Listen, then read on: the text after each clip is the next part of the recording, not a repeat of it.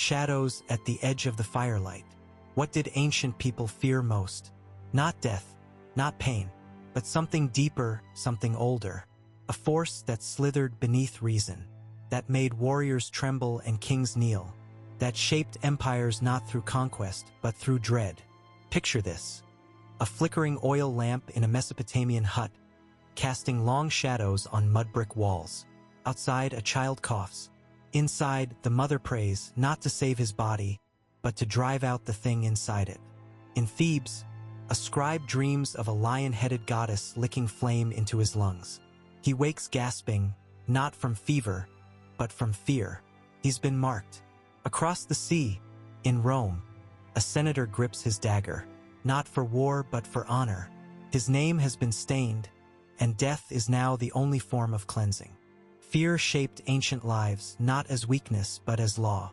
It bled into every ritual, every disease, every act of defiance or surrender. But the question remains, was their greatest fear the demon in the dark, the sickness in the flesh, or the shame in the soul? Chapter 1: Demons in the Dust, Mesopotamia's Invisible Killers. What if your suffering wasn't from nature, but from the dead? In the cradle of civilization, illness had no biological cause. It had intention, a whisper from the grave, a grudge held by something long decayed. To the Sumerians and Akkadians, demons were real and everywhere. They weren't stories told to frighten children. They were the sickness in children. Fever wasn't infection. It was invasion, convulsions, possession, a wasting limb, the jealous touch of a forgotten spirit. Their names echo from cuneiform tablets still caked in ancient dust. Alu, who smothers sleepers. Lamashtu, who steals babies from the womb. Asag, who boils rivers and rots bone. The exorcist was a warrior of words, chanting spells, sprinkling blessed water, trapping spirits in figurines and burying them under thresholds. Each ritual a battle, each illness a siege. One story tells of a merchant who laughed at the rites. He buried his daughter without the priest's blessing. Days later, his cattle died. His son fell mute, and in the night they say he saw a girl with hollow eyes, scratching at the door. Even kings trembled. Ashurbanipal himself lined his palace with demon-binding tablets, not from superstition, but from experience. In Mesopotamia, survival wasn't just about grain or gold. It was about what might be watching from the dark. The tyranny of shame, Rome, and the price of dishonor. What if your death was not your end, but your redemption?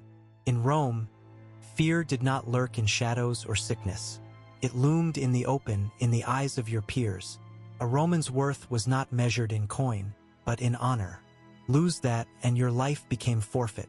The Senate floor was not a place of governance. It was a stage. And Romans feared disgrace like others feared fire. To be mocked, to be ignored, to be remembered wrongly, that was ruin. Men fell on swords not out of cowardice, but to escape dishonor. Cato the Younger, cornered by Caesar's triumph, read philosophy, then bled quietly into stoic death, because dignity mattered more than breath. Even women bore this burden. A Vestal virgin, falsely accused, was sealed beneath the earth, buried alive in silence, not executed, just erased. One legion, trapped by defeat, turned their blades inward. They chose self-sacrifice over capture, not out of despair, but out of pride. To a Roman, fear was not of hell, but of ridicule. Tarnished name, a statue defaced. What if your greatest terror was not dying, but being seen as unworthy? Plagues from the gods, Egypt's divine diseases. What if sickness was not a curse on the body, but a judgment on the soul? To the ancient Egyptians, health wasn't merely physical, it was cosmic. Illness came not from germs, but from imbalance. A disruption of Ma'at, the divine order that held chaos at bay. They believed in the goddess Sekhmet, whose breath could burn cities. If angered, she didn't smite with swords, but with boils, fevers, stillbirths. And yet, Egyptian medicine was paradoxically advanced. Their doctors knew how to set bones, stitch wounds, treat cataracts. But when the affliction was invisible, they turned to spells. amulets, incantations etched in lapis and gold. One scribe, haunted by a series of miscarriages, carved a prayer into a clay bowl and buried it beneath his home, begging Sekhmet's mercy. The priest-doctor was both healer and gatekeeper.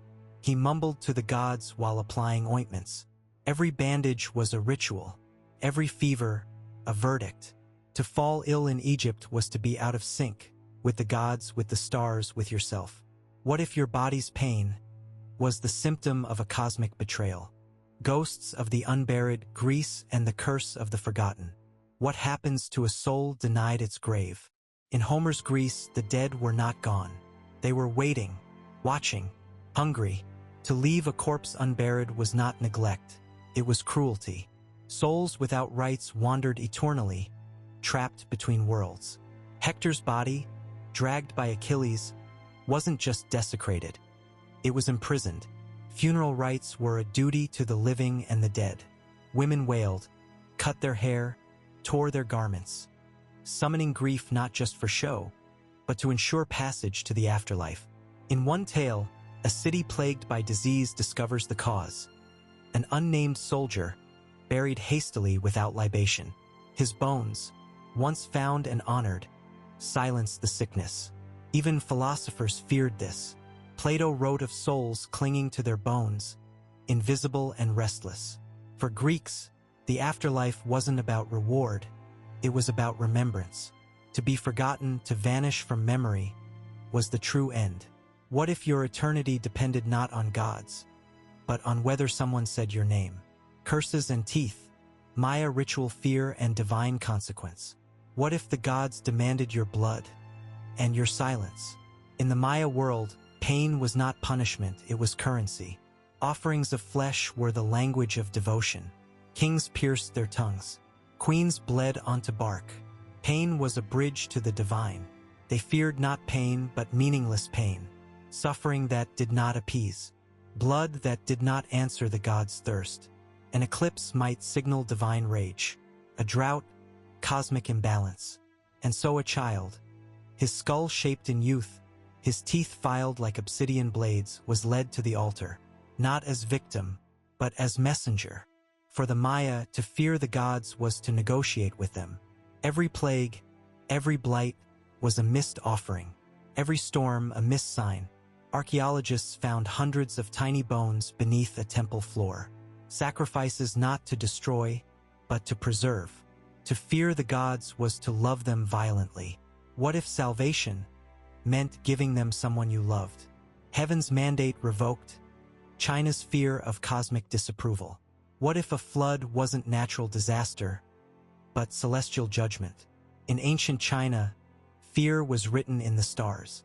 The emperor ruled not by force, but by the mandate of heaven. If he was just, the rains fell, the rivers swelled, the harvests came. If he faltered, heaven rebelled. Famine, rebellion, fire, these were not misfortunes. They were divine messages, signs that the world was out of balance, and the ruler had lost his right to rule. One village elder, his home drowned in flood, walked barefoot into the capital. He knelt with mud-stained children in his arms and whispered, "Heaven weeps." Some emperors abdicated, others slaughtered goats, burned incense, begged the skies for a second chance. But the people remembered, and they feared not the storm but what it said about their world. Ordinary farmers aligned their homes to feng shui. Families held eclipse ceremonies to rebalance the sky. The heavens were not passive. They watched and judged. What if your ruler's morality shaped your fate? Fear as law, how terror governed the ancient soul. What if fear wasn't failure but design? Across civilizations, fear was not weakness. It was instruction, a compass pointing toward survival, toward order, toward the gods. In Persia, Zoroastrians feared Druj, the lie that corrupted truth. In India, karma stitched fear into lifetimes. In Norse lands, to die with dishonor meant banishment from Valhalla. Every society built laws upon fear, rituals upon anxiety, morality upon trembling knees. It was not chaos, it was architecture. The fear of disease upheld hygiene. The fear of ghosts preserved burial rites. The fear of dishonor produced heroes. One Chinese poet wrote, "Fear is wisdom, dressed in thunder." But what happens when the old fears are forgotten, replaced by quieter, modern ones? Failure, obscurity, irrelevance? Do we truly fear less today? Or have we simply given the demons new names? Conclusion: the echoes still whisper. They feared the air, the gods, the mirror, the shame. They built cities to hold back chaos, and temples to bargain with the dark. They bled for balance. They died for names. They dreamed of order and trembled when it cracked. We scoff at their fears. We call them primitive. And yet, we too fear disease, though we wear white coats instead of amulets. We fear shame, though we call it reputation. We fear what cannot be seen, though we name it differently. Perhaps their fears never left. Perhaps they simply changed their masks. And in the silence between heartbeats, we still listen for footsteps that aren't there.